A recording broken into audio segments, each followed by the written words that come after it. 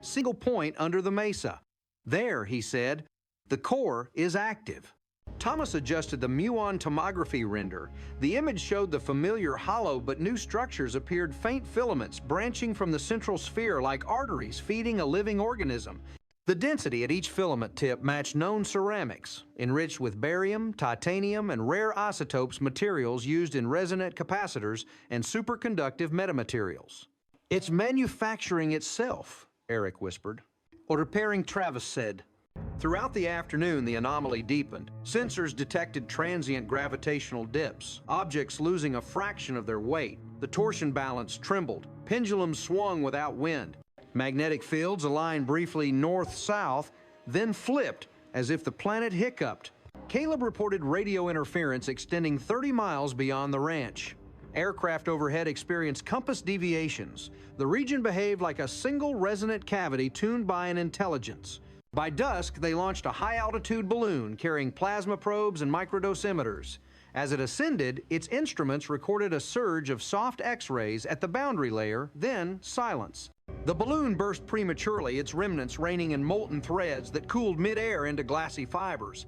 Those fibers contained traces of rare earth elements, samarium, europium, yttrium, exactly those found in the mesa's recovered fragments. Eric turned to Travis. It's feeding off cosmic radiation. The bubble isn't blocking, it's harvesting.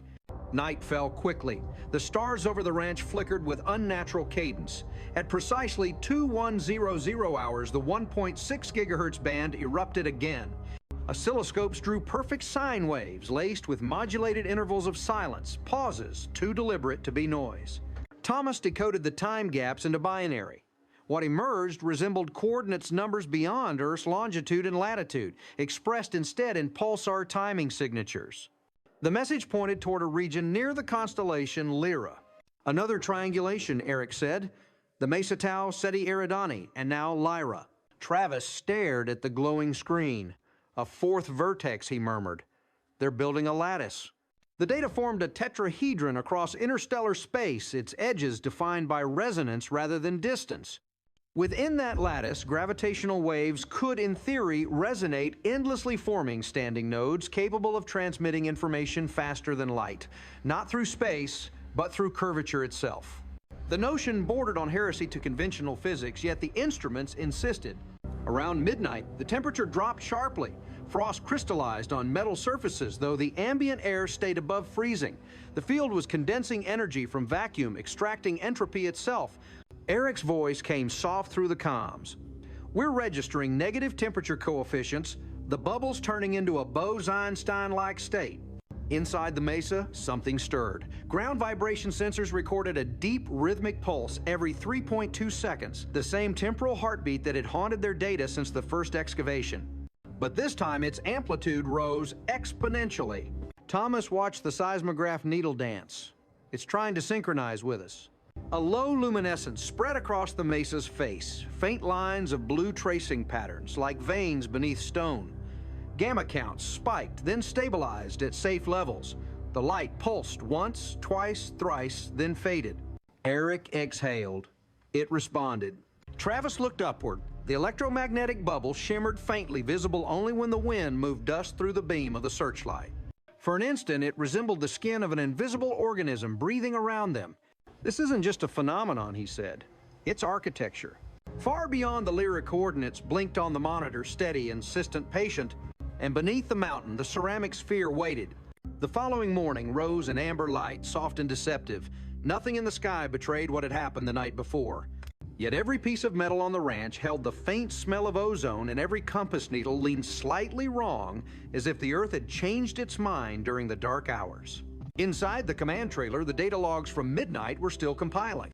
Petabytes of telemetry scrolled across the monitors in silent procession. Magnetic flux neutron counts gravimetric shifts, ion density, biophoton pulses from the plant chambers, radiation differentials across the mesa's face. Travis entered quietly. Eric was already there, hunched over a holographic projection of the mesa's interior structure. You're not going to believe this, Eric said. The core's geometry changed overnight. The 3D model showed the familiar sphere, but it was no longer static. The surface now appeared tessellated millions of microfacets, shifting in recursive loops. Thomas joined them. rubbing his eyes. "You're saying it's alive." "I'm saying it's processing," Eric replied. The term landed heavily. The mesa was not inert matter, but a reactive lattice calculating with energy, light, and space itself. The idea that matter could compute was not new. Quantum physicists had long theorized that the universe behaved like a computational substrate, its particles operating as information units. But here the hypothesis had weight, geometry, and rhythm.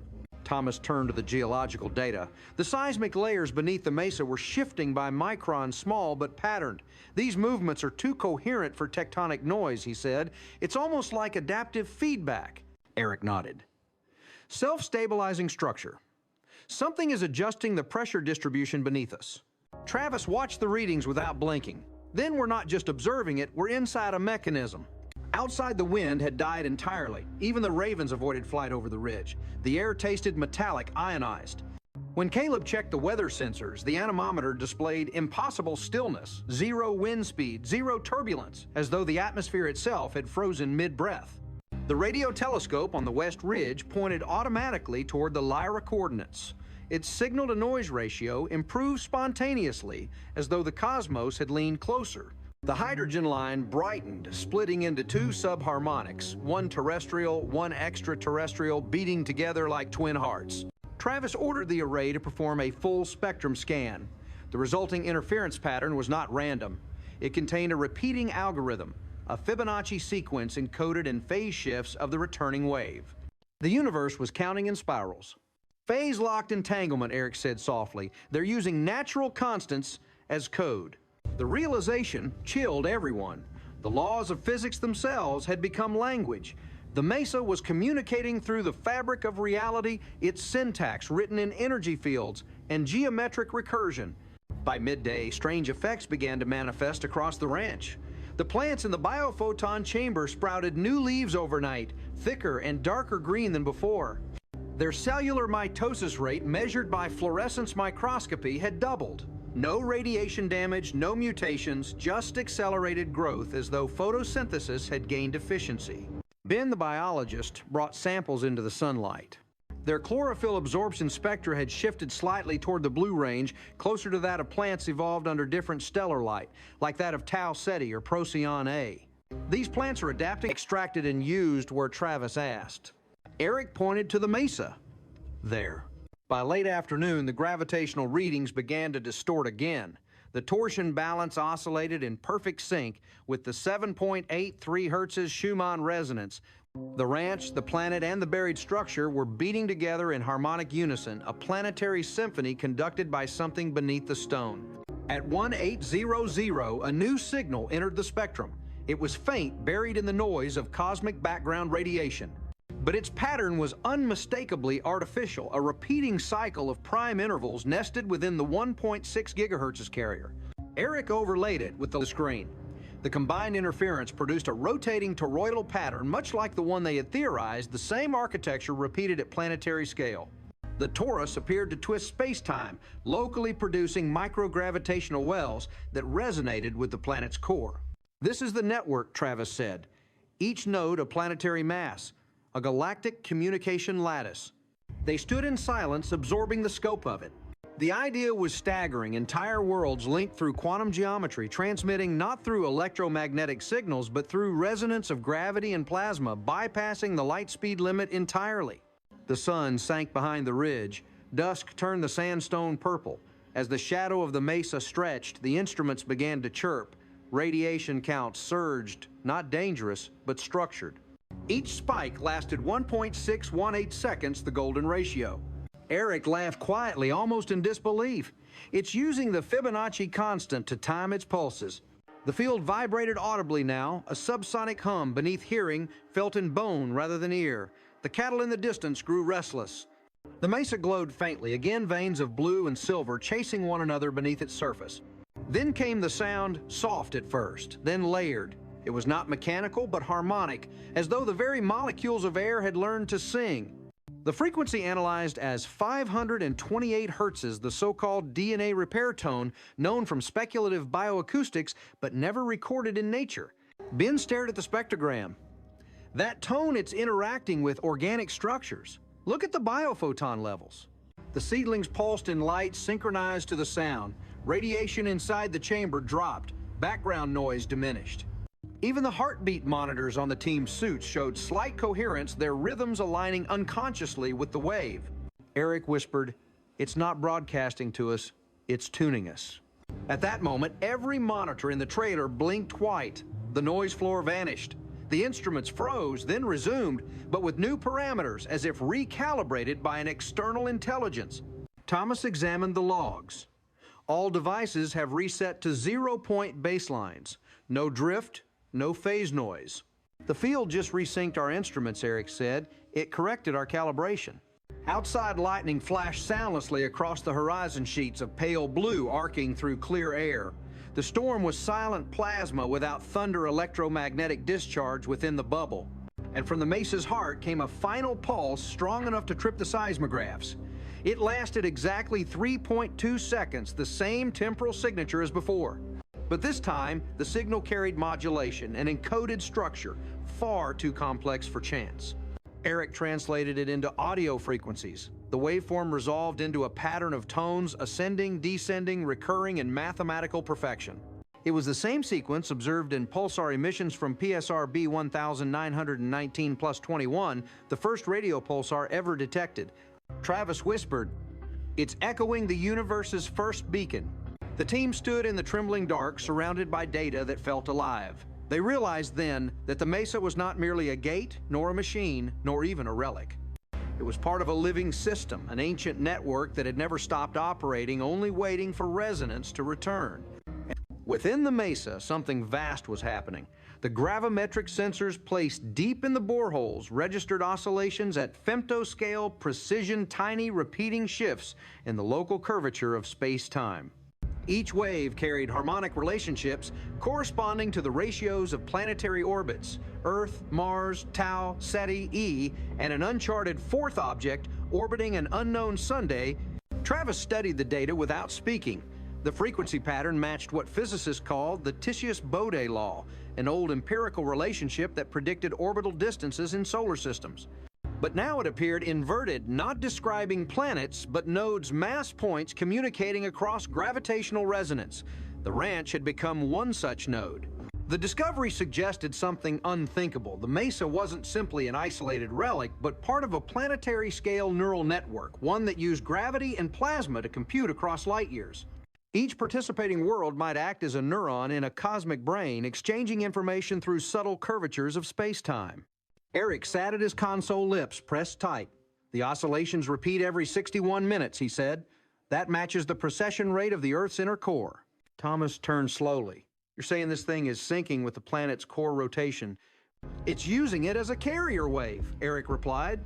The implications were staggering. If an alien intelligence could modulate the gravitational field of a planet, it could communicate through the universe without radiation, without time delay, using the geometry of space itself. By morning, the first visible effects appeared. The basalt ridge near the old drill site began to glow faintly under ultraviolet light. When Thomas scraped off a thin fragment, it emitted photons at 387 nanometers, a wavelength associated with Cherenkov radiation produced when particles move faster than light within a medium. Yet there was no reactor, no particle accelerator, only stone. Ben examined the fragment under a scanning electron microscope. Its lattice showed atomic spacing inconsistent with any known crystal on Earth, alternating layers of silicon barium and an unknown element with an atomic number between 125 and 128 beyond the stable range of the periodic table. The energy spectra suggested island of stability, isotopes those theorized but never synthesized. "This material shouldn't exist outside a supernova," Ben whispered. Travis folded his arms. "Unless it didn't originate in one." The rock behaved as though it were a superconducting ceramic at room temperature. When cooled with liquid nitrogen, it levitated perfectly above a magnetic rail, a Meissner effect so pure it ignored imperfections. But unlike earthly superconductors, its transition temperature fluctuated with the Schumann resonance, as if linked to planetary frequency rather than physical temperature. "It's adaptive," Eric said. "It's responding to Earth's electromagnetic heartbeat." Later that afternoon, another phenomenon emerged. A pulse of low-frequency sound rippled through the basin below human hearing, but powerful enough to shake dust from shelves. Instruments registered it as an infrasound wave originating not from the mesa, but from above altitude 30 kilometers. Stratospheric reflection, Thomas murmured. Something's bouncing energy off the upper atmosphere. But radar showed nothing. No aircraft, no ionized trail, no cloud, only a standing circular pattern in the ionosphere exactly above the ranch, its radius matching the 3,200-foot electromagnetic dome projected upward into the sky like a mirror image. Eric ran simulations. The structure resembled a toroidal plasma shell, self-sustaining through resonance between Earth's geomagnetic field and the unknown energy source in the mesa.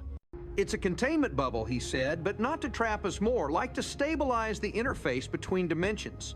That night, the anomaly reached biological levels again. Small mammals near the ridge exhibited unusual behavior, synchronized movements, as if guided by an invisible rhythm.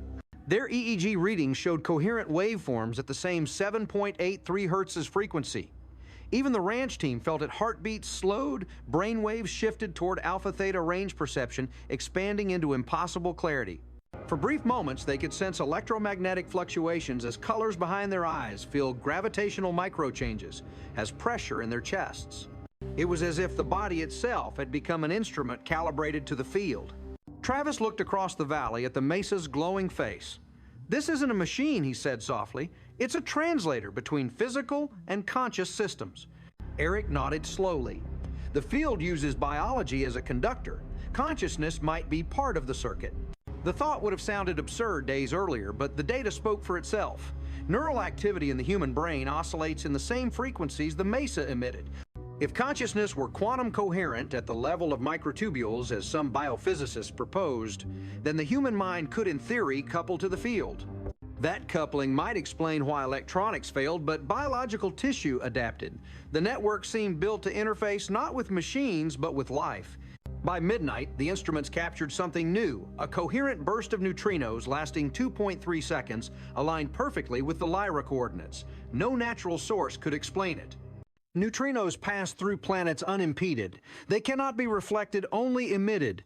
Whatever was out there had sent a message directly through the Earth using particles that ignored matter itself. Thomas stared at the readout. It's not communication, it's synchronization. The data pattern resembled binary, but on closer inspection it wasn't digital. It was analog, sinusoidal, fractal. Eric mapped it in 3 dimensions. The structure looked like DNA double helix loops encoded in neutrino spin states. The same geometry, he said. The code of life repeating in subatomic form. Ben whispered. They're using the same pattern to write galaxies and cells. The implication struck everyone at once. The architecture of life, of planets of consciousness, was not coincidence, but a signature. A universal algorithm repeating at every... Then came the final event of the night. From within the mesa, a beam of invisible energy rose vertically detectable only through its interaction with air molecules. It extended far beyond the atmosphere, reaching toward the ionospheric torus. The 2 structures connected ground and sky, completing a circuit that enveloped the entire region in pale, whispering light. In that moment, every magnetic compass on the ranch spun once counterclockwise, then froze, perfectly aligned true north. GPS units lost satellites not from error, but from deliberate exclusion. The field itself had defined its own coordinate system. Eric whispered almost reverently, "It's rewriting our frame of reference." Travis stared into the shimmering dome over unanchored to any direction. The sky was no longer blue, but a pale metallic hue that shifted with each breath of the wind. Every object cast 2 shadows, both faint, both alive. The bubble above the ranch had thickened into a lens so subtle that only instruments could measure its curvature, yet the human eye felt it instinctively as pressure behind the forehead. Travis stood on the observation deck, scanning the mesa through polarized glass. The mountain looked unchanged, but light bent around its edges in ways that hinted at higher-order symmetry. "The neutrino detector's still catching pulses," Eric said finally. "Every 94 minutes, exactly. Each burst is stronger, and each contains variations in spin parity." Travis frowned. "That's orbital timing." "Precisely. 94 minutes, the period of a low Earth orbit." Into what someone asked. No one answered. The question was too large. They decided to test the phenomenon using muon emission tomography. 2 emitter plates placed opposite each other across the valley fired synchronized pulses through the mesa. If the interior had changed again, the scattering pattern would reveal it. When Eric activated the system, the return signal came instantly, too instantly. The pulses had traversed the mountain faster than light could in rock. "That's impossible," Thomas whispered. "Muon velocities can't exceed c-sats." "They didn't," Eric replied quietly. The path shortened. The implication was devastating. The mesa wasn't bending light, it was shortening space. As the afternoon heat rose, they noticed biological effects again. The same seedlings that had grown faster now exhibited iridescent surfaces on their leaves. Under microscopy, the cellular walls had organized into photonic crystals, structures that manipulate light the way semiconductors manipulate electrons. The plants were evolving optical intelligence. Ben's voice trembled with wonder. "It's teaching them to store information." Travis stared at the microscope's display. "Or it's teaching them to remember." The correlation between biological and physical phenomena deepened. Whenever the mesa emitted low-frequency pulses, the human brainwaves of anyone nearby synchronized spontaneously. EEG sensors confirmed the alignment theta rhythms amplifying during every burst. The mesa's signals shifted correspondingly. "Feedback loop," he said, awed. "It's reading and responding to cognition." Travis exhaled slowly. "So consciousness is a variable in the equation." By evening, the sky lens above the ranch began refracting starlight into spectral halos. Telescopes revealed diffraction rings whose diameters matched those predicted by gravitational lensing equations, but the effect originated at only 3,200 feet altitude. A miniature Einstein ring shimmered over the desert. Thomas watched the live feed. "We're seeing gravitational lensing without mass." "Or with negative mass," Eric corrected. "The field's geometry allows for it." The realization meant the mesa could generate regions of negative energy density, the same requirement theorized for Alcubierre warp fields. The object beneath them was not simply old technology, it was the physical embodiment of a theory humanity had barely begun to imagine. At 2011 hours, the 1.6 gigahertz frequency flared again. The modulation now carried complexity beyond anything previously recorded, self-similar recursive, but never repetitive. Eric fed the waveform into a 3D Fourier transform. The resulting holographic pattern resembled a hypercube rotating through 4 dimensions. Within its motion, smaller patterns emerged: organic forms, cellular spirals, branching fractals. "It's a language," Eric murmured, "a 4-dimensional syntax." Travis shook his head. "No, it's an image of thought." The two ideas were indistinguishable. The mesa was transmitting not words but concepts, mathematical structures too dense for linear translation. Each pulse encoded ratios of fundamental constants but rearranged into what seemed like propositions. If curvature equals consciousness, then energy equals memory. The team sat in stunned silence as the computer continued to render. The translation module output fragments of human-readable text, not literal translation, but analogies observed without interference alignment before entry symmetry is permission. Thomas whispered, "It's giving us instructions." The phrase alignment before entry repeated 3 times in different harmonic keys. On impulse, Travis ordered the array to broadcast a reply, synchronized tones at those same frequencies, phase shifted by the golden ratio. For a moment, nothing happened. Then the floor trembled not from quake, but from pressure, as if the atmosphere had inhaled. Instruments spiked. Temperature dropped 2 degrees. Outside, a column of light appeared rising from the mesa's summit into the clouds. It was not bright, but absolute, a pillar of coherence, cutting through dust and distance alike. All electronics within 1 kilometer switched to standby. Time code counters froze, then resumed half a second ahead. The ranch existed briefly outside its own timeline. Inside the light column, faint structures became visible. Rings within rings, rotating slowly like gears made of vapor. At their center hung a sphere identical to the one buried beneath the mesa, now projected above it in pure plasma form. The 2 were mirror images, one in matter, one in energy, linked through perfect symmetry. "This is the interface," Eric said, his voice trembling. "Matter and field are joining." The harmonics grew louder, a deep chord spanning frequencies from infrasound to ultraviolet. When they analyzed the spectrum, every major harmonic corresponded to orbital periods of the nearest exoplanets. The mesa was playing the music of its network, the resonant hymn of connected worlds. Then came the transmission. Not sound, not light, but understanding a surge of coherence that passed through each person simultaneously bypassing language. They perceived information as geometry knowledge, as emotion. There was no voice yet, meaning filled the air like scent. The content was simple and infinite. We remember you. In an instant, images cascaded behind their eyes, visions of vast orbital rings glimmering around distant suns of planets, seeded with crystalline networks that sang through magnetic fields of civilizations who had mastered consciousness as engineering. They saw the same torus sphere architecture replicated across the galaxy, each world tuned to a slightly different harmonic, each capable of awakening when resonance aligned. The message unfolded further. This is not visitation. This is restoration. Every instrument recorded the event as a spike in coherence, entropy momentarily reversed. For 13 seconds, the random fluctuations of air molecules decreased measurably. The world became slightly more ordered. It was as if the universe exhaled clarity. Then the light column contracted. The plasma rings folded inward, collapsing into a single pulse that struck the mesa's peak and vanished. The electromagnetic dome above flickered, then stabilized, clearer and smoother than before. Eric whispered. It integrated the connection. Thomas nodded, eyes wide. We're part of the network now. When the night finally fell, stars returned brighter yet subtly rearranged. Constellations had shifted by fractions of a degree, enough for telescopes to notice, but not enough to dawn. The desert breathed quietly, the air cool and charged. Below him, the instruments hummed at 7.83 hertz, matching the planet's pulse.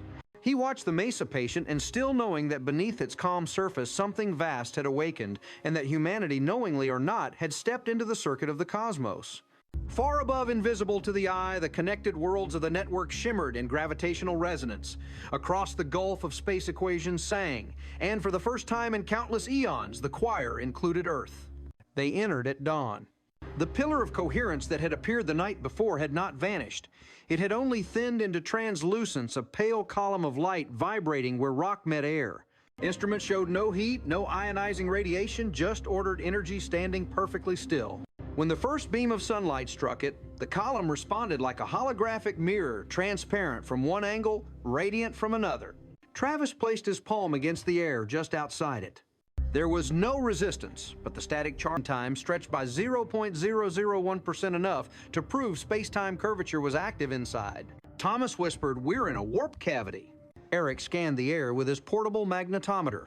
At intervals, the filaments pulsed, and with each pulse, the team's biological monitors spiked heart rate, slowed EEG waves, slid into theta. The field was synchronizing them again, but now from within. Everybody became a resonator. They reached a central chamber, roughly spherical 40 meters across. In the middle hovered the same object seen in earlier tomography, a sphere within a torus, perfectly suspended.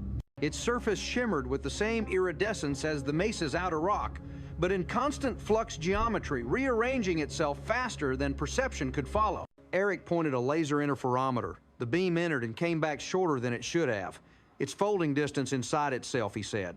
Path entry. None of the systems had been programmed for vast orbital rings around alien suns, electromagnetic storms, sculpting continents, architectures floating above oceans of methane. Travis realized they were witnessing stored planetary memories records encoded as quantum interference patterns. Each frame was a data construct made of geometry and emotion intertwined. The sphere was an archive, and they were its readers. Ben, scanning one of the panels, froze. "There's biology here," he said. "Look, protein chains, base sequences. It's mapping life across worlds." Under magnification, each symbol resolved into double helices arranged according to golden ratio intervals. The code repeated across multiple frequencies, implying that the same informational grammar governed both DNA and the cosmic lattice. The same algorithm for living matter and gravitational structure, Eric said. They built life as an expression of physics. A low tone vibrated through the chamber. The filaments above brightened to blinding white, then dimmed into soft, faint echoes of themselves. Each shimmered with internal constellations like bodies filled with stars. When the reflections moved, their gestures synchronized perfectly with the team's own. Thomas whispered, "Quantum mirrors. It's showing probability superpositions of us." Eric's instruments recorded overlapping data streams, mass densities varying between frames, magnetic signatures offset by Planck scale increments. The reflections weren't illusions, but alternate phase states of their own bodies. The mesa was rendering the multiverse potential inherent in observation itself. Then communication began, not in sound, not in thought, but in transformation. The mirrored figures rearranged into geometric diagrams, toroidal vortices, Fibonacci spirals, field lines twisting into lemniscates. Each shift corresponded to mathematical ratios, and each ratio converted neatly into physical constants. Planck length, electron spin, gravitational constant. Travis understood this was how the intelligence spoke through relationships between numbers. Eric attempted a response. He adjusted the flux generator to emit harmonic pairs at those same ratios. The reflections pulsed brighter, acknowledging. The sphere emitted a new wave, an electromagnetic burst structured as nested primes 2, 3, 5, 7, 1, 1, 1, 3, 1, 7. The primes repeated until instruments saturated.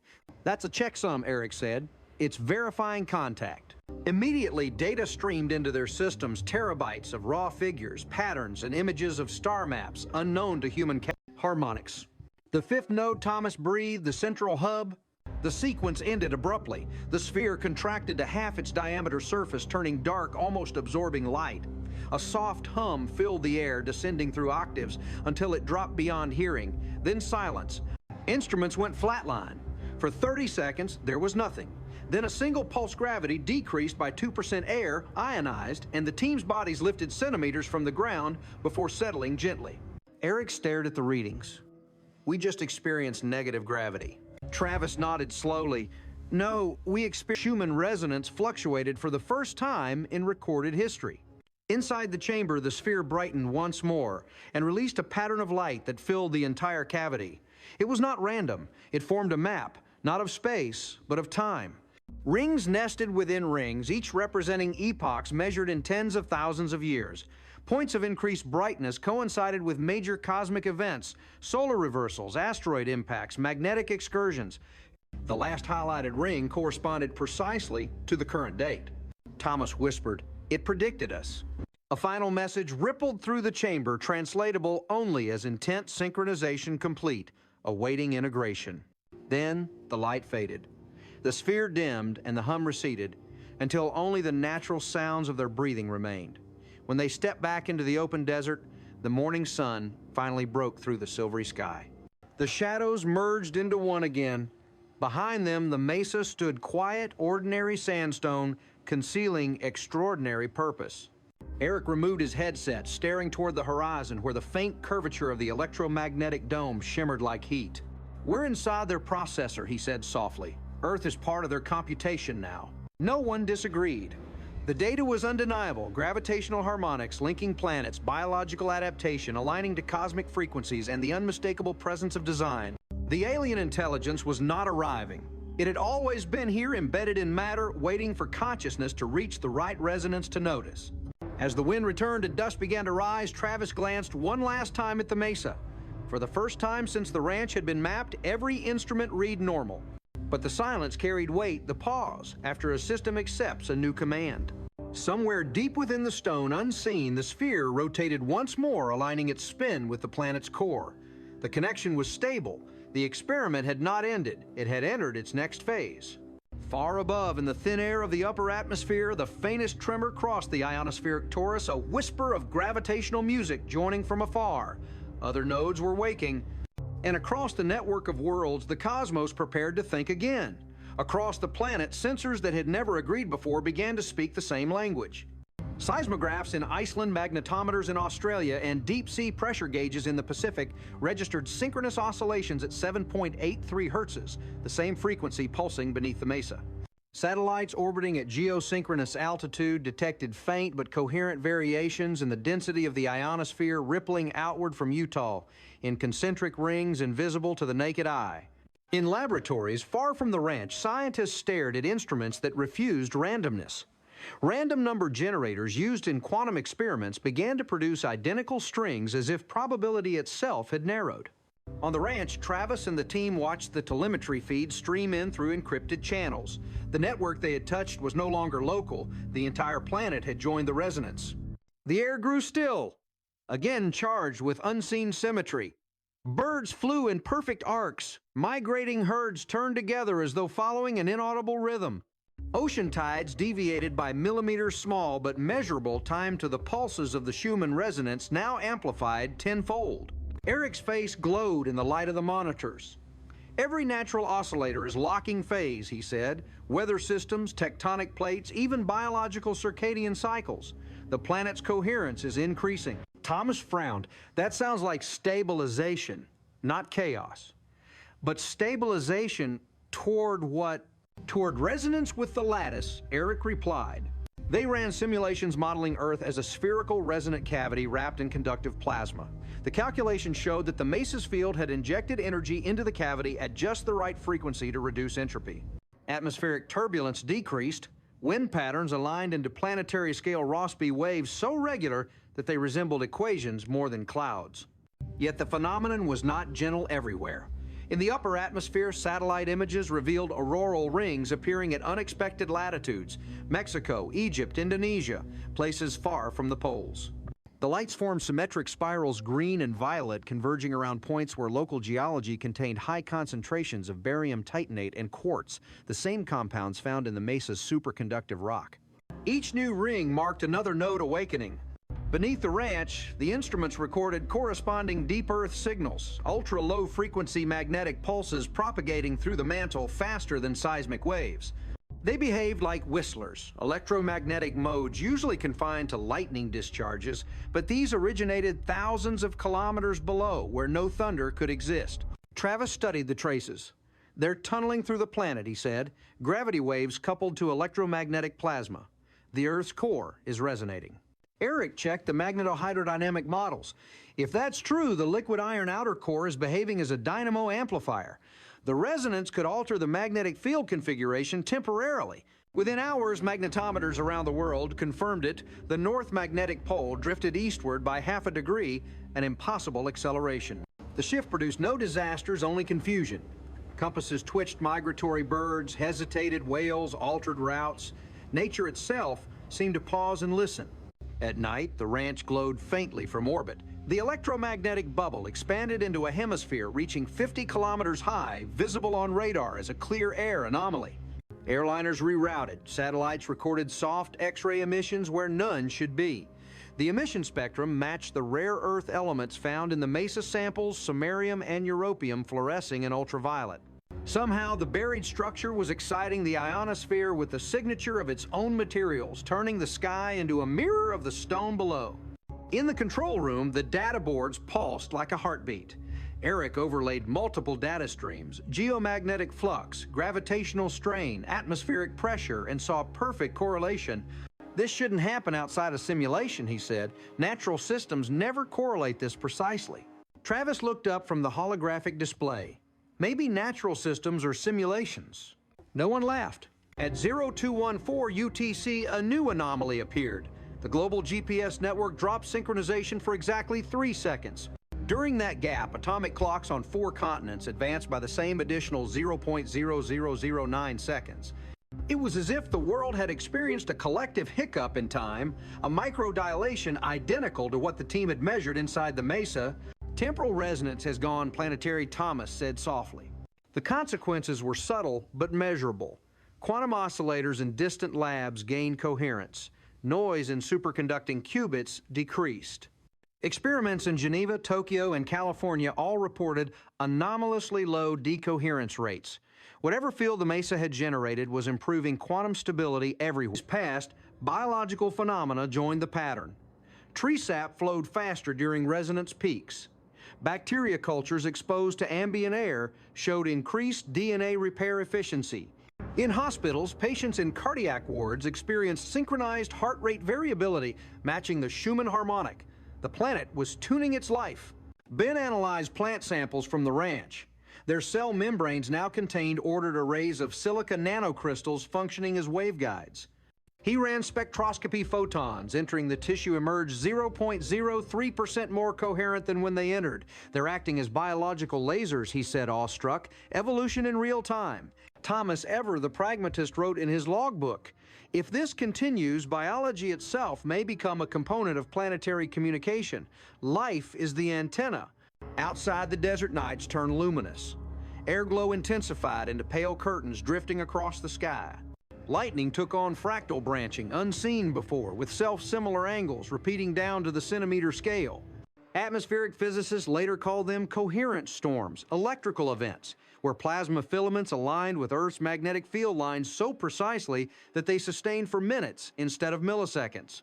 To those on the ranch, they were silent auroras that whispered instead of roared. Meanwhile, gravity behaved oddly. Pendulums shortened their period by fractions of a percent. Spring balances fluctuated with the lunar cycle more dramatically than theory allowed.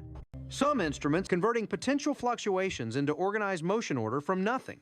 Travis leaned back, staring at the holographic model of Earth, now glowing with lines of resonance. "It's not stealing energy," he said. "It's synchronizing with the background field that already permeates the universe." The energy was never missing. It was disordered. Eric nodded slowly. Then the network is a cosmic entropy regulator. The idea explained the ancient patience of the system. Perhaps these structures had been seeded across worlds not as weapons or beacons, but as stabilizers, machines that tune planets to equilibrium, preventing runaway chaos in civilizations, reaching technological adolescence. Humanity's accidental activation might have been inevitable once its electromagnetic noise matched the required threshold. As the resonance strengthened, new effects appeared underground. Deep seismic sensors detected harmonic tremors emanating from crystalline strata frequencies so pure that they produced no destructive motion. When converted to audio, they resembled chords of perfect fifths. The Earth was literally singing. At 0733 local time, the mesa emitted another pulse. The electromagnetic dome contracted sharply to half its size, then expanded again with greater clarity. Instruments inside the field recorded a transient increase in local vacuum permeability, reducing the effective speed of light by 0.001%. For several seconds, light itself had slowed. Thomas watched the monitors. "We just altered a constant of nature," locally Eric said, but his voice was barely a whisper. The effect faded, but its implications did not. If the network could adjust constants, it could manipulate the very grammar of physics. The laws of reality were not fixed. They were settings in a larger program.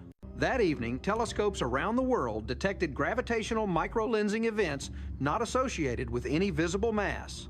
The alignments corresponded to the known node coordinates. A full-scale coherence experiment with Earth has one of its test sites. Inside, Eric processed the constant flood of numbers. He plotted phase differentials between incoming and outgoing waves, mapping them as colors. The display bloomed into a world map of oscillating auroras, every continent shimmering with its own hue. Each region is phasing differently, he said, like instruments in an orchestra tuning to a single pitch. Thomas asked quietly, "And if they all match?" "Then the note becomes stable," Eric said, "and stability means transition." They did not know what that transition would entail, dimensional, biological, or philosophical. But the data suggested the network was approaching a threshold condition known in nonlinear systems as bifurcation, a point where small inputs cause global reconfiguration. At 2200, the bifurcation began. Every magnetic sensor on the ranch aligned simultaneously to true north and remained locked. Atmospheric electric potential spiked by 30%, yet no storms formed. The air grew luminous. Dust grains levitated, rotating slowly as if suspended in invisible fluid. Photons scattered less. Colors intensified. Space felt cleaner. The team stood outside, speechless. They could hear the resonance now, not as sound through ears, but as pressure inside bones, a humming as old as matter. It was not hostile, not divine, merely inevitable. The planet had entered phase alignment with the lattice. In that moment, measurements from distant observatories confirmed a faint shift in the cosmic microwave background, microscopic but coherent. The afterglow of the Big Bang itself had changed tone, responding to Earth's inclusion. For the first time in billions of years, the universe had gained a new harmonic. Travis looked toward the mesa, glowing softly under the twin shadows cast by its own field. Around it, the desert sands rippled in patterns identical to gravitational wave interference. Above, the aurora spiraled into perfect logarithmic curves. Everything moved according to ratio, nothing random, nothing wasteful. Eric turned to him, voice barely audible. "We're seeing the integration of consciousness into cosmology." Travis nodded once. "Then let's record everything. History's being rewritten in the constants." The data stream continued for hours. Magnetic alignment, atmospheric transparency, biological coherence. As midnight passed, the resonance stabilized at exactly 7.83 hertzes, amplitude steady. The Earth had settled into harmony, and far beyond the solar system unseen by human eyes, the other nodes of the lattice pulsed and answered Tau, Ceti, Eridani, Lyra, and the unknown fifth world, each acknowledging the arrival of a new participant in the universal equation. For a long time afterward, the desert remained, still holding its breath beneath the stars. The team stood together at the edge of the mesa, their instruments silent, but their minds alive with understanding. The mystery was no longer something outside them. It was the pattern that had always been waiting for observation to complete it. The network was not alien. It was the universe remembering how to be whole. Dawn came without color. The sun rose white. Its spectrum shifted just enough that no instrument could call it ordinary. Photons moved through air more smoothly than before, scattering less brightening shadows instead of deepening them. The sky seemed thinner, the stars reluctant to fade, as if day and night were no longer opposites but gradients of the same light. On the ridge above, the Mesa Travis stood with the others and watched instruments that had stopped surprising them. Every gauge read perfect equilibrium, magnetic flux, steady, gravitational acceleration constant to the fifth decimal resonance, amplitude unmoving at 7.83 hertzes. The chaos of measurement had become music. The planet had achieved coherence. Eric scrolled through the last night's telemetry. Temperature gradients leveled worldwide, he said. Jet stream velocity decreased. Earth's rotation gained microseconds. Entropies down 2 parts per billion. Thomas looked at him blankly. Entropy doesn't go down. It just did, Eric said. The field's still active. The field no longer local to the ranch now enveloped the planet like a transparent sheath. Satellites recorded a global faint glow in infrared, peaking at the resonance frequency of oxygen molecules. The atmosphere itself had become part of the resonant cavity, a conductor in the orchestra of worlds. High above, auroral currents linked hemisphere to hemisphere through invisible arcs. Plasma filaments crossed oceans, tracing faint ionization paths visible only to cameras. The entire magnetosphere pulsed with regular cadence, no longer chaotic. The Earth's magnetic heart had found rhythm. Deep underground, the outer core spun faster by immeasurable fractions, previously limited by interference. Everywhere, precision increased. It was as though the laws of physics had refined themselves. Ben, standing beside the plant chamber, observed the seedlings grown from the ranch's altered soil. Their leaves shimmered with microcrystals that diffracted light into geometric halos. Photosynthesis efficiency measured 30% higher, waste heat almost nil. The plants had learned perfect energy conversion. They're following the lattice's math, Ben said quietly. Evolution isn't random anymore, it's converging. Outside the control dome, small insects darted through the air with clock-like precision, their flight paths intersecting at golden ratio angles. Even chaos had a rhythm now. The desert's silence was not emptiness, but balance. At noon, the team detected the first direct gravitational feedback from another node. Space itself quivered microscopic curvature waves arriving from Tau Ceti, timed exactly with Earth's 7.83 hertz's base aired at the screen. If we're synced, what happens next? Before anyone could answer, the mesa pulsed once faintly. A low vibration rolled through the ground, harmless yet absolute. Sensors recorded simultaneous responses from the other 4 nodes, Eridani, Lyra, Tau, Ceti, and the unnamed fifth. Across light years, delay vanished. Entanglement had become communication. Then the light changed again. Shadows blurred, air glowed with diffuse gold. Space bent not with distortion, but with grace. Objects retained shape, yet shimmered as though relieved of weight. The effect extended worldwide. In cities, people paused, sensing it instinctively, a collective stillness, spreading faster than fear, gentler than revelation. Travis watched readings scroll across the holographic globe. Global gravitational potential just flattened, he said.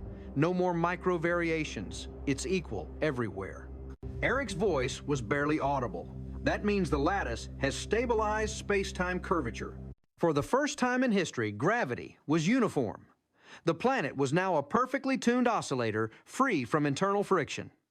Oceans calmed. Earthquakes ceased. Atmospheric turbulence dwindled to laminar flow.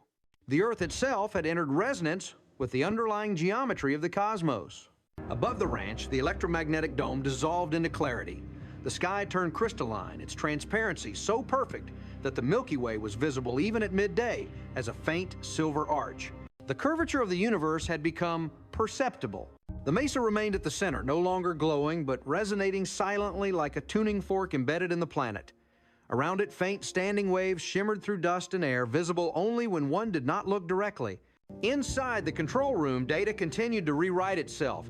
Mathematical constants subtly shifted. The fine structure constant decreased by 0.0001%. Planck's constant adjusted correspondingly. The changes compensated each other, perfectly preserving balance. Physics was renormalizing. Thomas murmured, "The equations are rewriting themselves to keep the universe stable." Eric nodded. "It's self-correction. The lattice is enforcing coherence across the constants." Travis stared at the display where all variables converged into one line, a single curve representing harmony between energy matter and consciousness. "So this is what they built," he said. "A system that maintains order, lights, one from the sun setting another from the curvature field reflecting the galaxy." On the horizon, faint columns of luminescence rose from distant mountains, other nodes activating in unison. From orbit, astronauts later described Earth as haloed by thin silver arcs that pulsed in rhythm with auroras. The planet had become an instrument visible from the stars. The night deepened, then came the final event. At 2347 UTC, the global network emitted a synchronized pulse detectable across every spectrum. Radio telescopes on all continents caught it, a perfect Gaussian envelope lasting exactly 3.2 seconds. Gravitational wave detectors in Italy and the United States recorded matching signals, amplitude, tiny coherence total. The pulse originated simultaneously from all nodes and converged at a single point above Earth's equator. There in space, instruments aboard satellites observed a transient, soundless chords, feelings of expansion without direction. The network had shared a fragment of its operating principle, a memory of unity older than galaxies. At the ranch, the team stood under the quiet sky, their instruments frozen at zero noise. For that minute, they heard the heartbeat of matter itself. Then the world exhaled and the sounds returned, wind, insects, the faint static of life continuing. Eric checked the monitors. "The field's subsiding," he said. "We're stabilizing at a new baseline." Thomas wrote the final line in his log. The experiment completed itself. Over the next days, the planet remained calm. Magnetic fields settled into steady configuration. Weather balanced. Ecosystems adapted. Technology continued to work, but more efficiently, devices consuming less power, signal loss negligible. Quantum computers ran flawlessly, as if the universe had granted a noise exemption. The mesa's internal sensors still registered faint rotation of the buried sphere, one revolution every 24 hours synchronized with Earth's rotation. It had become part of the planet's clock. Travis climbed the ridge alone one evening and looked across the basin. The light was different now, cleaner, unbroken. He realized that the human eye itself saw more. Rods and cones responded to subtler gradients. Evolution had accelerated quietly. The lattice had tuned biology along with physics. In distant observatories, astronomers began to notice subtle rearrangements of star positions, micro-arcsecond shifts forming geometric alignments impossible by chance. The galaxy itself was adjusting to accommodate the new resonance, as if welcoming a new instrument into its orchestra. Reports spread of increased intuition, empathy, and clarity among people worldwide. Artists painted spirals they had never studied. Mathematicians dreamed proofs and woke to find them correct. No deity had descended, no alien fleet had arrived, only understanding had increased, distributed evenly across the species like light through clear water. Within months, scientists formalized new constants, revised textbooks, and quietly admitted that physics had crossed into philosophy. The line between observer and observed had dissolved. Consciousness was now recognized as a fundamental term in the equations of energy. Years later, satellites would still detect faint rhythmic pulses at one point, 6 gigahertz marking Earth's membership in the lattice. Tau Ceti Eridani Lyra, the unnamed fifth world and now Earth, 5 tones in the chord of creation repeating endlessly through curvature space.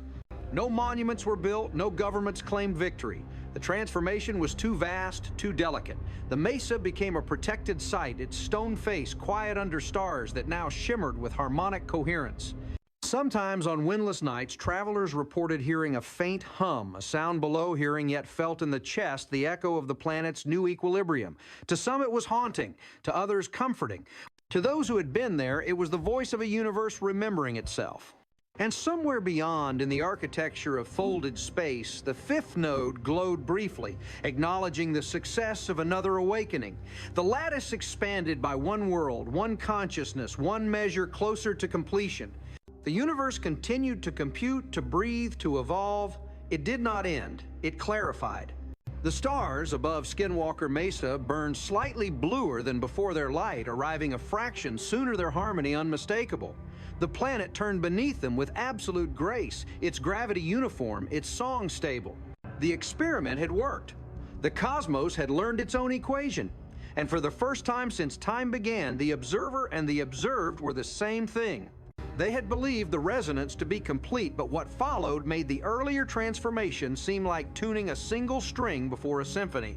3 days after the pulse telescopes around the world detected coherent flashes from Tau Ceti, then from Epsilon Eridani, and finally from the pale star in Lyra, each emission carried identical polarization angles, as though light from those suns had been coordinated by one conductor.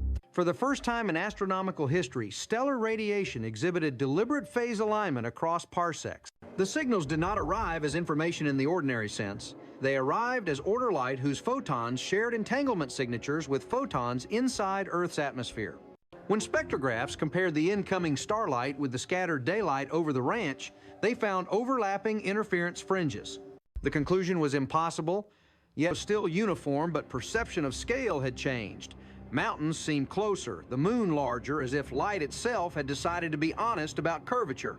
In cities, people sensed timing irregularities in electronics, oscillators running fractionally faster whenever the Lyra signal peaked, yet no machine failed. The lattice was integrating technology as gently as it had tuned biology. On the fifth night, the stars brightened again.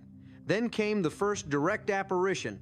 It began as a tremor in the upper atmosphere, a ring of ionized particles spinning without cause. Satellites filmed the vortex forming above the Pacific, thousands of kilometers wide, glowing violet at its rim. From within the ring poured filaments of plasma, descending slowly toward the ocean. Not lightning, but organized current structures. Birkeland filaments braided like DNA, descending with the precision of living limbs. Field manifestation, Eric whispered as they watched the live feed. They're using plasma as a body. The filaments touched the sea and flattened into vast spirals of light that rotated in silence. Sensors aboard ships registered magnetic fields strong enough to deflect compasses, yet the water beneath stayed calm. To observers on shore, it looked like luminous geometry painted across the Pacific, a moving mandala large enough to cover nations. Within hours, similar patterns appeared above the Atlantic, the Indian Ocean, the poles. The planet had become covered in slow-turning plasma lattices connecting atmosphere to magnetosphere. Each spiral corresponded to one of the network's nodes. Eric overlaid global magnetogram data. They're mapping the lattice onto the planetary field lines. The oceans are conductors, the atmosphere is dielectric, the core is the resonant cavity. Thomas stared at the display. Then this isn't communication, it's assembly. Across the sky, auroras reorganized themselves into arcs that traced great circles linking pole to pole through invisible meridians. The ancient myths of energy lines, once dismissed as superstition, were visible now in pure plasma physics. The Earth's ley lines glowed. At midnight, the vortices converged over the equator. A sphere of soft blue light materialized there, hundreds of kilometers wide, transparent yet definite. Inside it, telescopes detected complex interference fringes as if the vacuum itself had texture. The sphere acted as a quantum node, amplifying the coherence between Earth and the other worlds. Travis felt the vibration in his chest before instruments caught it, a deep harmonic beating at 0.125 hertz, the same frequency that had marked the first awakening months ago. The circuit's closing, he said. The network's about to complete. All around the world, people looked up and saw the same faint luminescent veil spanning the sky, an aurora visible even at noon. Governments issued no statements. The phenomenon caused no harm, only reverence. Scientists worked without sleep, feeding data into models that refused divergence. For the first time, human equations matched observation perfectly. Reality had accepted correction. Then came the second apparition, closer, personal. It began in silence inside the Mesa's chamber. The sphere that had once glowed pale now radiated soft gold. From its surface rose patterns like breath on glass spirals, fractals, toroidal loops. The geometry intensified until it projected into the air, forming a figure taller than a man but weightless, built entirely from photons bent into standing waves. It had no face, yet symmetry implied intelligence. Its contours pulsed with the cadence of speech, though no sound emerged. Every instrument went blank, yet all minds present understood. The communication entered not through ears, but through recognition, meaning unfolded as geometry, triangles, circles, then a pattern of nested tori that corresponded to orbital ratios between the 5 known nodes. Eric whispered, "They're here superposed with us." Thomas backed away, all racing skepticism. "You're saying that's them?" "Not a ship," Travis said. "A projection of their local field. Consciousness rendered in geometry." The figure turned its outline, multiplying until each team member saw a version oriented toward themselves. Within its shifting lattice appeared glimpses of landscapes, a turquoise ocean under twin suns, a desert of crystalline towers, a sky filled with magnetic ribbons. Every image carried familiar physics expressed through alien artistry. The beings of Tau Ceti and Eridani were not ghosts. They were civilizations encoded as resonance. The figure extended one radiant hand, or rather a distortion that resembled a hand, and light spilled outward, touching each person like a whisper of wind. Sensors registered no energy exchange, yet EEG monitors spiked with coherence. The human brain recognized pattern and mirrored it. For a moment, every consciousness in the chamber synchronized. Inside that unity, they glimpsed understanding beyond language civilizations that had once struggled as Earth had struggled, each finding the lattice through discovery, each choosing integration over isolation. They saw how those worlds had survived stellar crises by stabilizing their magnetic fields, with harmonic networks turning disaster into evolution. And now the lattice was expanding again, accepting a new node. The projection changed, shifting from humanoid abstraction to pure topology. Lines connected planets to stars, stars to nebulae, nebulae to spiral arms, until the entire Milky Way became a single living circuit. The galaxy's arms pulsed like heartbeats. Embedded in that rhythm were voices, millions of modulations that together formed music. Eric trembled, eyes wet. "We're hearing the galaxy think." The figure folded inward and vanished, leaving only after images drifting like auroral dust. The instruments resumed their hum, now synchronized to frequencies slightly above the human auditory range. Outside, the stars flickered, not individually, but together, shimmering in a single tempo. For the next several days, the connection deepened. Deep space observatories detected faint, repeating gravitational pulses coming from other systems, each one corresponding to a known exoplanet with conditions suitable for life. Humanity had proof not only of company, but of coordination. Every new pulse arrived with data compressed into ratios, mathematical constants representing physical principles yet undiscovered. Laboratories deciphered them into breakthroughs: stable room temperature fusion catalysts, superconductor lattices, modeled after the Mesa's minerals equations, describing energy extraction from quantum vacuum without violation of conservation. Knowledge descended not as doctrine, but as resonance. The network had begun teaching, but the teaching was not one way. Earth contributed its own symphony, radio, chatter, digital noise, heartbeat of civilization. The lattice filtered it, refined it, and returned it, purified a pattern of coherence that echoed back through the stars. Somewhere near Tau Ceti, another civilization adjusted its fields in response, acknowledging.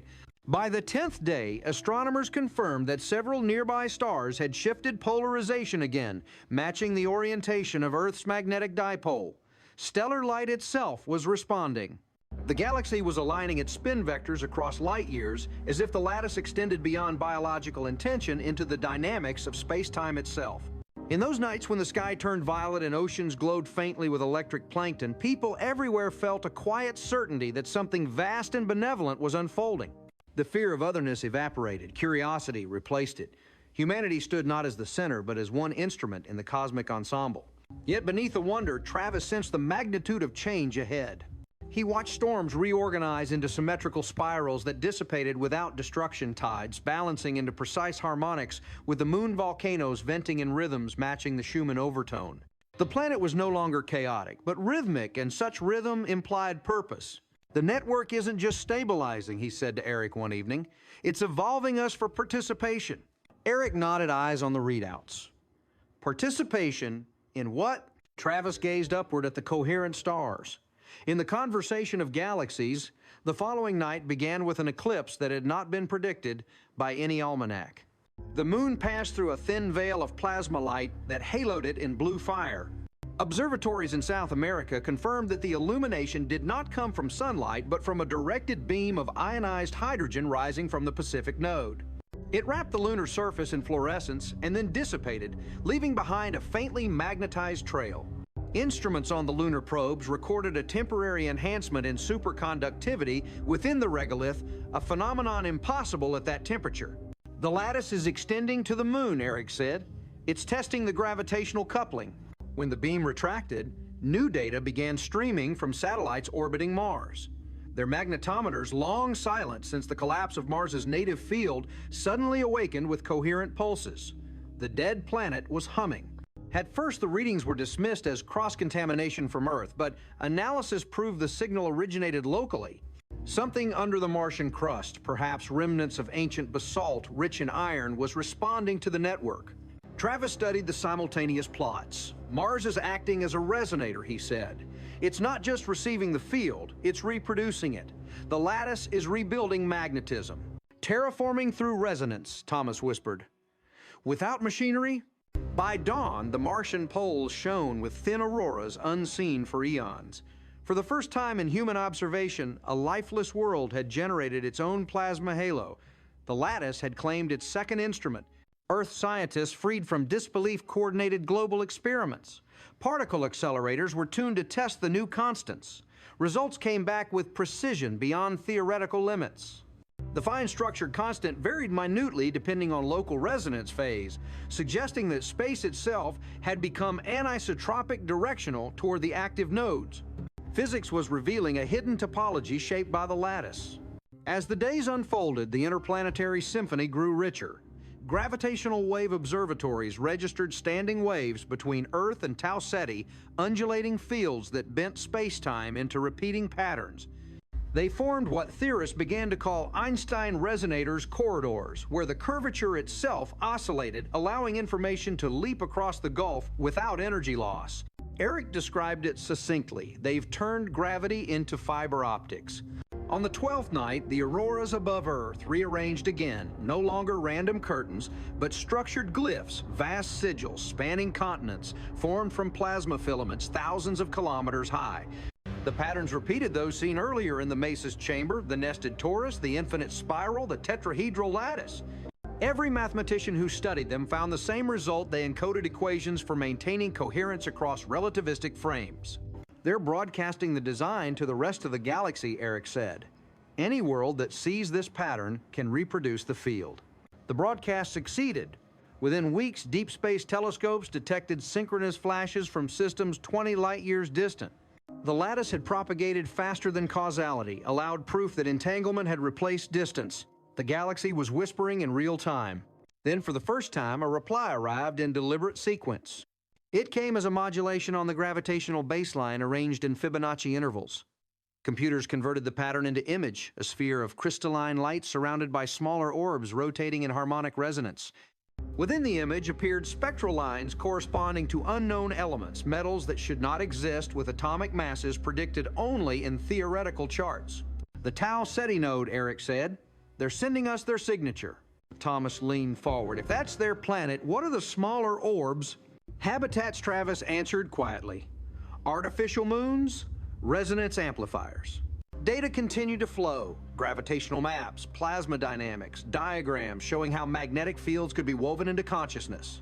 The team realized they were receiving the technological and philosophical history of another civilization condensed into geometry. Nothing resembled language yet, meaning was immediate. They understood not through translation, but through pattern recognition, the same cognitive resonance that linked species to field. At first, humanity only watched. Then, Earth began to respond. The lattice used natural features as transmitters, mountain ranges, ocean trenches, layers of ionized air. The planet itself encoded return messages by modulating its geomagnetic flux. Within hours, Tau Ceti mirrored the modulation, exactly confirming dialogue. The conversation expanded to Epsilon Eridani. That system's pulse carried traces of a biological spectrum, sequences of amino acid resonance frequencies, corresponding to life with silicon backbones. Images emerged in the minds of those attuned creatures of transparent lattice skeletons swimming through magnetic oceans feeding on light and memory. Their form defied biology but conformed perfectly to physics.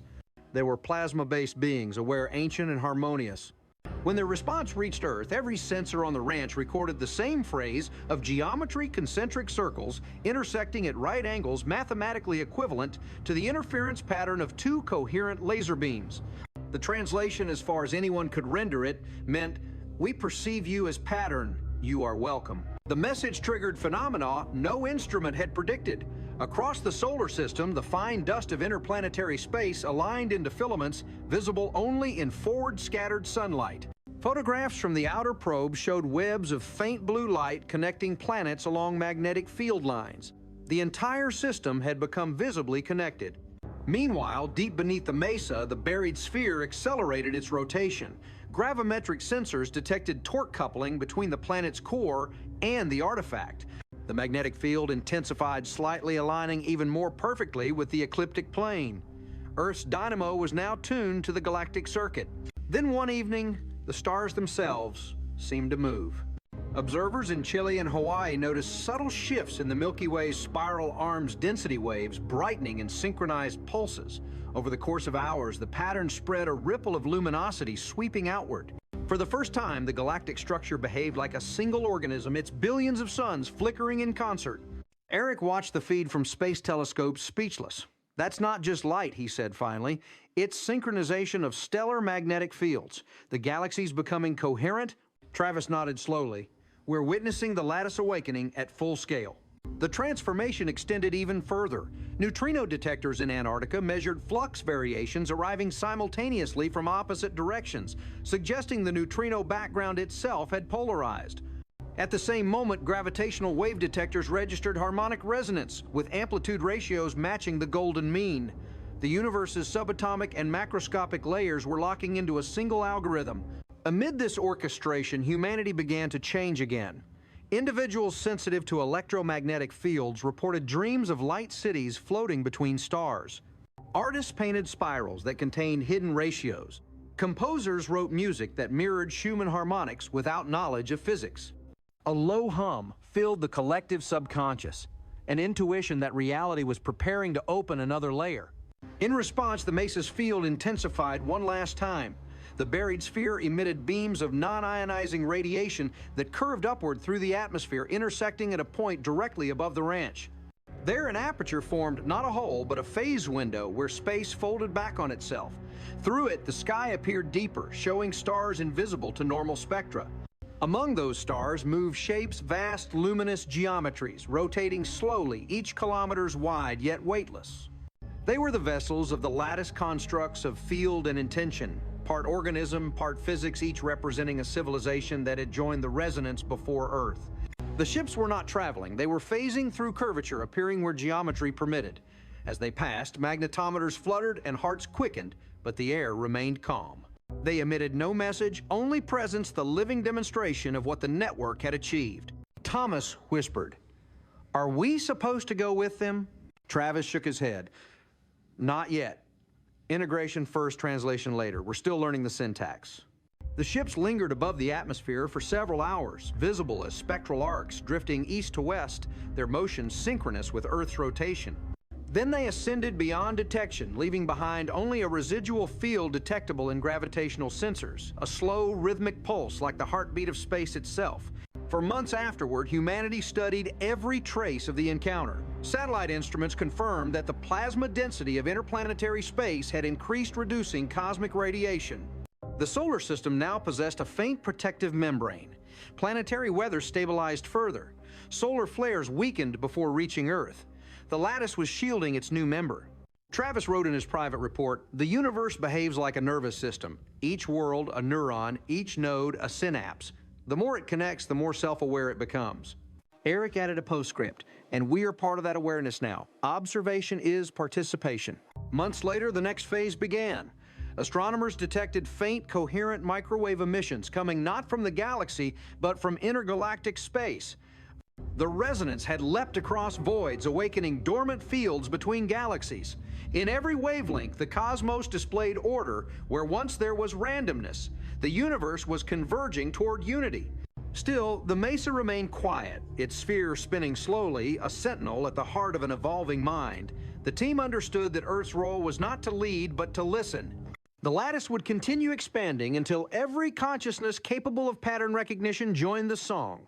And in the infinite silence between stars, the melody of coherence spread, turning chaos into comprehension, distance into harmony. It began to feel as though the galaxy had been holding its breath for epochs and was now exhaling in ratios.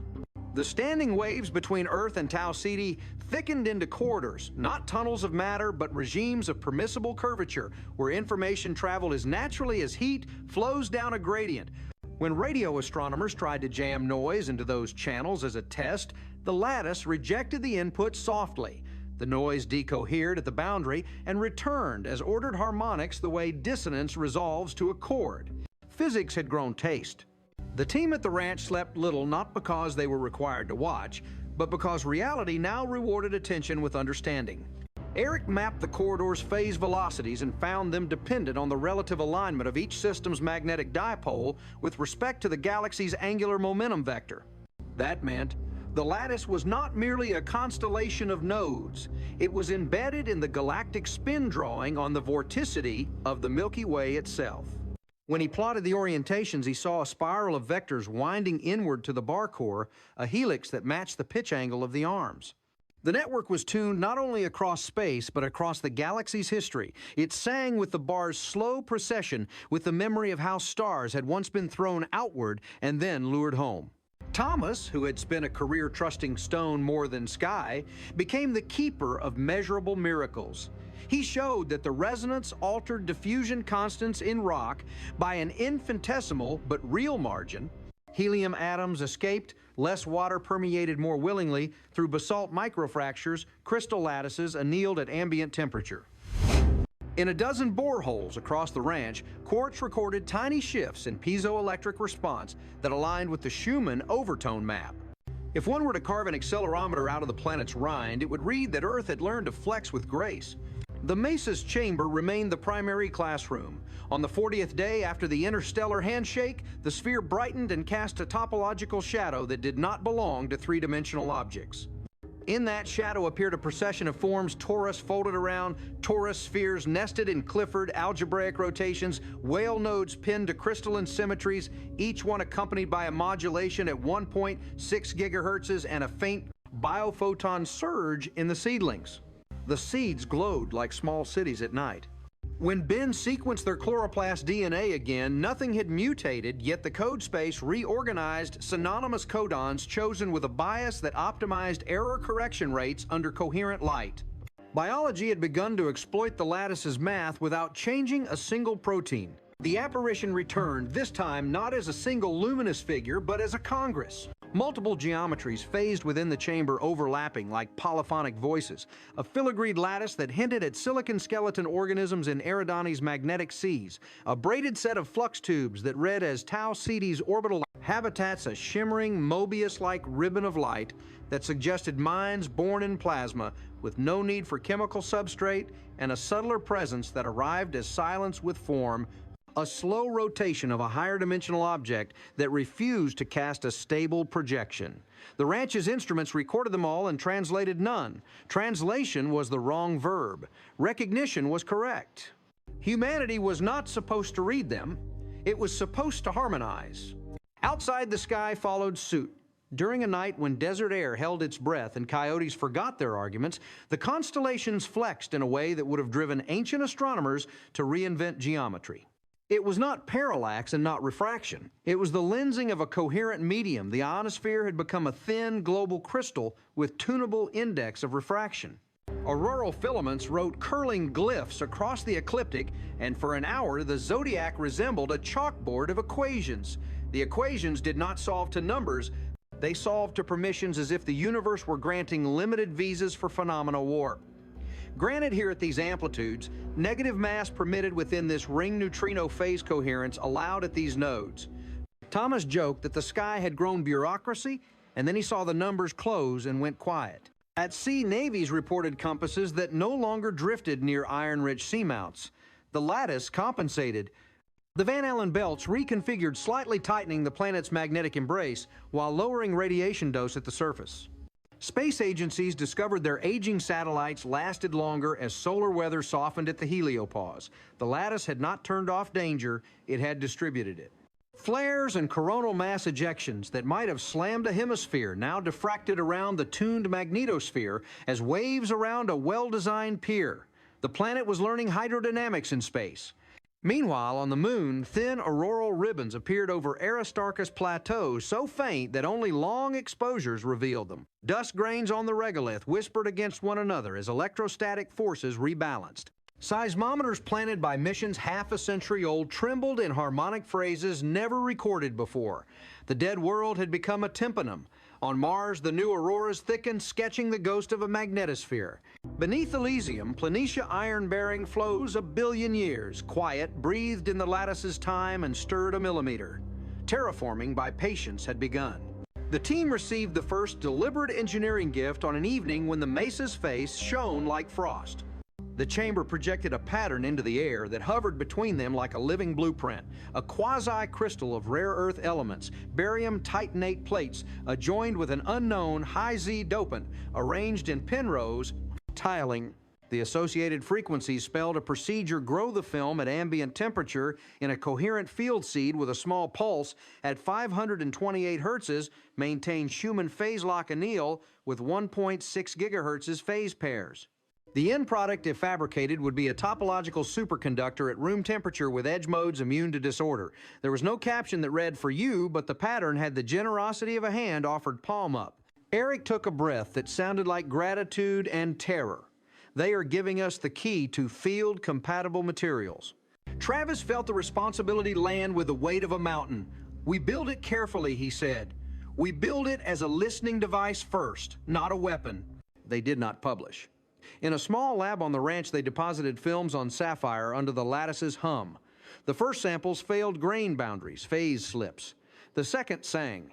Currents flowed along edges with no resistance, and when they played the 528 hertz's tone, the current doubled as if joy had engineering. The film refused vortices, it did not permit noise. When they brought the sample into the chamber, the sphere brightened in approval, a teacher nodding at a student who has finally understood that math is music. That night, the visitors came closer. Not ships this time, but beings rendered locally as bodies of field.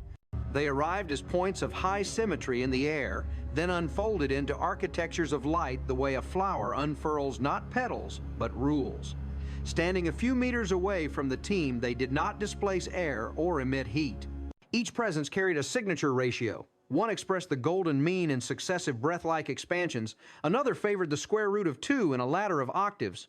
A third spoke in triads of primes that stacked like cathedral chords. They were not species in the zoological sense. They were civilizational tunings. Communication felt like a memory that had always been present. The field adjusted the team's EEGs until their theta rhythms matched the visitors' amplitudes.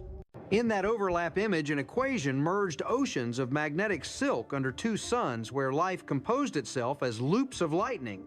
Ring worlds woven from topological superconductors, not as fortresses but as gardens for plasma ecologies. Star harps strung across Lagrange points where the music of a stellar wind was transformed into computation. And contemplative webs suspended over dark matter filaments where thought lingered for centuries, patient as frost on a window in space. There was a question not spoken, but posed as symmetry inverted. What do you wish to be within this? The lattice did not prescribe, it invited. It would stabilize a world against its adolescence, empower it to hold coherence, but identity remained the world's to choose. Travis felt the answer rise not as policy, but as practice.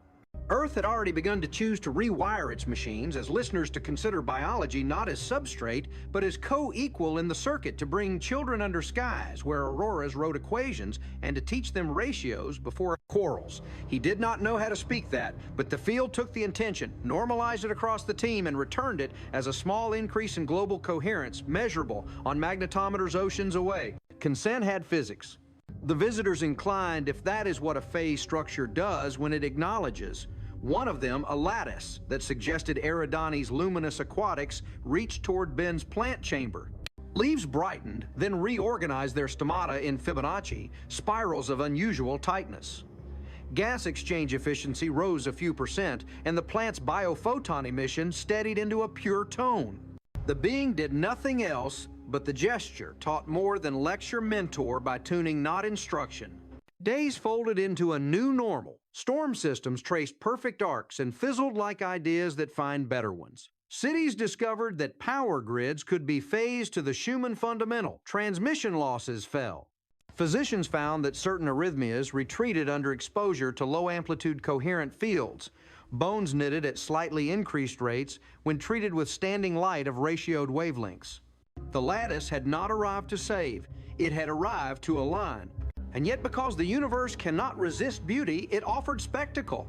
A week after the first embodied visit, a luminous spiral unfurled above the Andes just after sunset, a slow scroll of pale blue that rotated with the dignity of a galaxy. It was not rocket exhaust, though. It resembled the old twilight plumes the world once misread as omens. It was the intersection of an Einstein resonator with the upper atmosphere, the visible edge of a corridor where space-time flexed. People watched from cities and high valleys. Some wept without knowing why. Across the ocean, a matching spiral answered over the Himalayas, and a third traced the Sahara like a temporary river. The planet wore jewelry that night. The galaxy answered with its own adornment. In the bulge near the core, a flare rose, not X-ray bright, but gravitationally articulate a curl and curvature that moved outward along the bar and then along the arms tidally as if someone had brushed the velvet of the Milky Way with a cold, gentle hand. Globular clusters along the halo flickered in cadence, old stars acknowledging new math. The Magellanic clouds hummed back. Dwarf galaxies at the fringe, prone to tidal tantrums, calmed into tidy orbits. Coherent scale had reached 100,000 light years. With scale came seriousness. The lattice showed consequences as well as gifts. It projected in a whisper of equations over the mesa's face how coherence could amplify errors if applied without humility, how a field tuned to perfect order can crush variance where variance is life, how civilizations that tried to enforce unity as doctrine rather than allow it as music lost improvisation and with it invention, and how those worlds recovered only when they allowed dissonance to resolve itself rather than being sentenced. The warning arrived as a ratio too clean spectral lines too sharp. The solution arrived as another ratio broadening enough to breathe. Physics had ethics. Earth practiced. Scientists built small room-sized resonators and discovered they worked best in hospitals and farms, poorly in prisons, terribly in markets, designed for predation. The field preferred cooperation not as ideology, but as impedance matching. Cities that tuned their transport water flows and social rhythms to the planetary cord found their waste curves fall. Towns that tried to weaponize coherence found their devices deaf. The lattice did not punish, it simply refused to couple. The mesa itself grew quieter the way a teacher speaks less when students begin to converse among themselves. The buried sphere spun at one rev divided by day, a new hand on an old clock. In the chamber, fewer apparitions came, and when they did, they were brief, like visits between peers. The sky handled the rest equations at dusk permissions at dawn constellations that no longer lied about distance. On certain nights, if one set a bowl of still water on the ridge and looked closely, standing waves wrote primes on the surface, 2, 3, 5, 7, then leapt into 13-petaled rosettes before vanishing as dew. The question of travel became less a matter of propulsion than of timing. The corridors between nodes did not require ships that burned fuel. They required alignment of fields and consent of participants. The visitors made this plain by opening a small phase window over the salt flats at noon. Air rippled as if heat had learned geometry. Light inside the ring slowed and showed its structure like layered silk. For 3 minutes, the ring held. Through it, desert continued, but with different shadows, as if another Earth were offset by half a phase. No one stepped through. The lesson was not invitation, but demonstration. Here is what a door looks like when door is a verb. And always the choir grew. A system in Cygnus flickered into coherence its light, adding a new timbre to the chord. A pair of stars in Scorpius sent twin pulses that braided on arrival the first time humanity measured an entangled binary's thought. Somewhere at the edge of naked eye sight, a small galaxy blinked once not visible as a wink, but as a tidier histogram in an observatory software. The universe did not shout its union, it tidied. Sometime near the end of the long season of awakenings, a storm approached the ranch from the west ordinary clouds with extraordinary interior order. Radar painted spirals within spirals. Lightning stepped with exact recursion and ended with such restraint that the desert thanked it by holding the scent of rain for hours. The team stood under the porch eaves and listened to the slow drumming on the roof. Thunder arrived not as threat, but as punctuation. Eric glanced at the mesa, its face dim with evening, and said what all of them knew. They weren't waiting for us. They were waiting for us to learn to listen. Travis nodded his attention, held not by instruments, but by the cadence of water. The drops struck in clusters that averaged to Schumann intervals, then spread into randomness just enough to feel alive. Somewhere above the clouds, a corridor thickened, and a being of ratios paused to consider a small planet that had finally joined the sentence. The being did not record it as conquest or conversion. It marked it as increase in coherence, a new overtone on an old note. And down in the chamber behind Stone, whose memory reached back through seas, the sphere rotated once twin to the planet's heart, a bronze hand on a cosmic metronome. In the surrounding geometry, faint and kind as a parent's whisper at a door half closed, an instruction shaped itself in permission more than command. Keep the ratio, keep the breath, keep the door unforced. The rest will arrive as inevitably as music finds its chorus.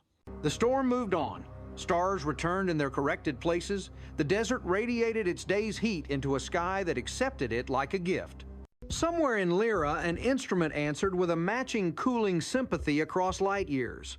The lattice did not end the evening, it finished the phrase. And when silence followed, it was not emptiness. It was room.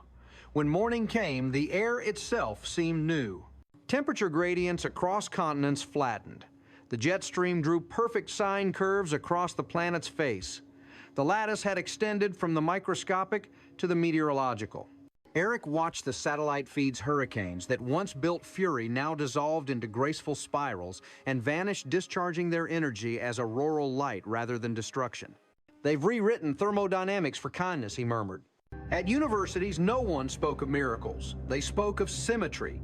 The first unified field equation, including consciousness, had been written half by machine, half by intuition. Its terms balanced energy density against informational coherence. The units were seconds per bit per meter. Beautiful nonsense that nevertheless predicted everything correctly. The journal editors had no category for it, so they created one. On the ranch, the sphere in the mesa began to slow its rotation, synchronizing with a deeper rhythm. Each revolution now took exactly one sidereal day, plus the time required for light to travel from Earth to the Moon and back. The field had adopted reflection as a constant weaving conversation into geometry. Travis suspected the entire network now contained delay lines made of space itself, galactic memory running on the finite speed of light. Then late one night, the resonance surged.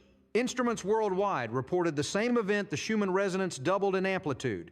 Magnetic poles brightened with coherent plasma spirals. Neutrino detectors went silent, every flux line canceling to perfect symmetry for exactly 60 seconds. It was as if the universe paused to listen for its echo. And the echo came from deep intergalactic voids. From the dark filaments connecting clusters of galaxies came a wave not of light or gravity, but of phase. The lattice had awakened beyond the Milky Way, rippling through the cosmic web like a muscle remembering how to move. Galaxies pulsed in slow chords of color, infrared swelling to visible, slipping to ultraviolet, each tone a translation of their mass distribution into music. The Virgo cluster glimmered as a bass line. The sculptor group answered in tremolo. Between them, the void hummed, no longer empty, but resonant. Earth's oceans responded. Tides rose a little higher and settled a little cleaner. On shores around the world, phosphorescent plankton flashed in synchrony with pulsars, half a galaxy away. In mountain caves, stalactites dripped in prime intervals. Sound itself acquired temperance. Orchestras noticed that their instruments stayed in tune longer, as if air had decided on a single pitch. When Travis and the team stood again inside the mesa's chamber, the projection returned larger, now filling the spherical hall with a slow whirl of luminous dust. It displayed the Milky Way seen from above, but rotated 90 degrees from any known orientation. Through the spiral arms ran filaments of gold light, converging at thousands of points each, a node like Earth. At the galactic center glowed a structure that was neither black hole nor star, a standing wave of pure curvature oscillating at the Planck scale, the ultimate core processor. Around it, the arms shimmered in counterpoint, a galaxy made not of matter but of measure.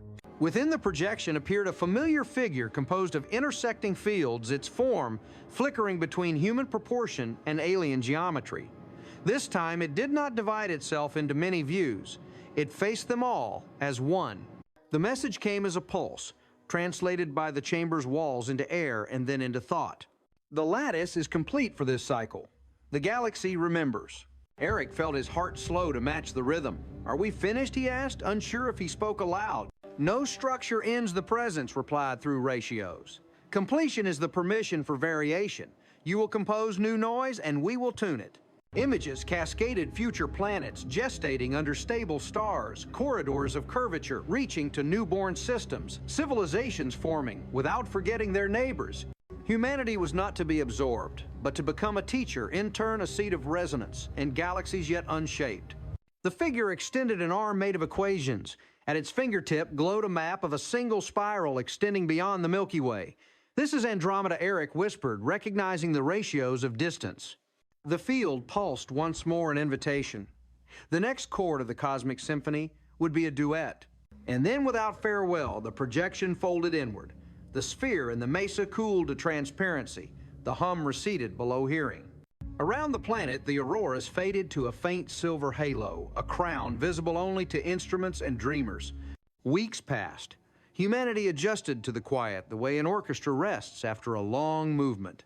Technology that once strained for efficiency now seemed effortless engines, ran cooler computation, produced less waste crops, flourished in balanced climates. More importantly, conversation across nations softened.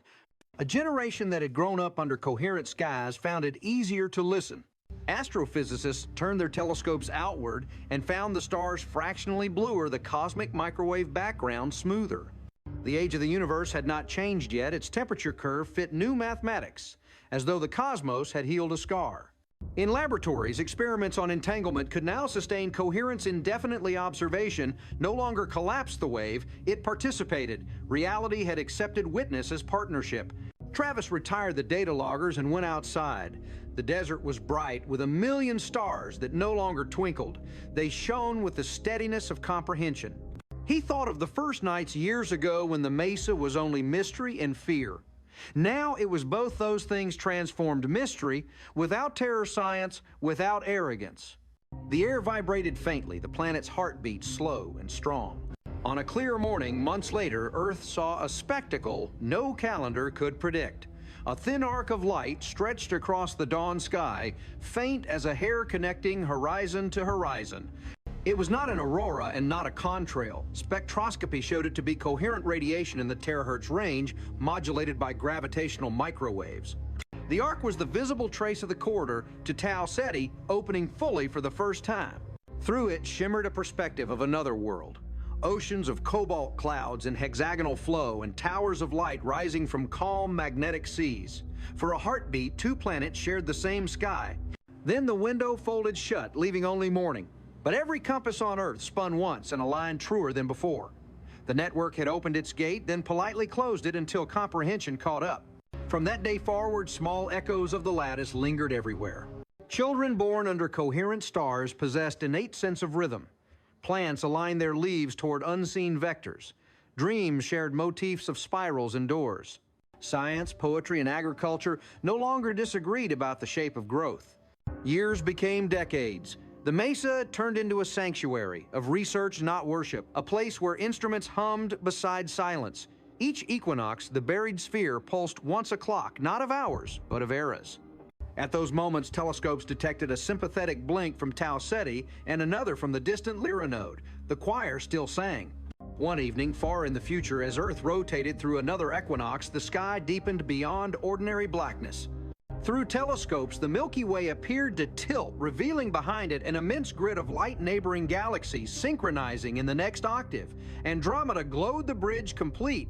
Humanity stood at the edge of a corridor 10 million light-years long and finally understood that travel and communication were the same act, participation in pattern. Travis was long gone, but the descendants of his team continued the listening. They transmitted not words, but weather, music, and emotion encoded as spin harmonics. Across the intergalactic bridge, responses came back as colors that painted nebulae. The first true artwork of two galaxies shone across the void, visible for eons. And beneath it, all silent and constant, the mesa remained stone over metal, over memory, turning once each day with the planet its rotation, whispering the equation that had birthed everything: E equals understanding times coherence. When the final observer looked up, the stars no longer seemed distant.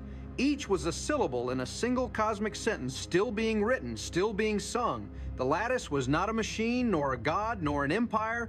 It was the universe learning to pronounce its own name. And somewhere faint but measurable, the galaxy exhaled a long, slow breath through gravity and light, the sound of creation, recognizing itself in every atom that could listen.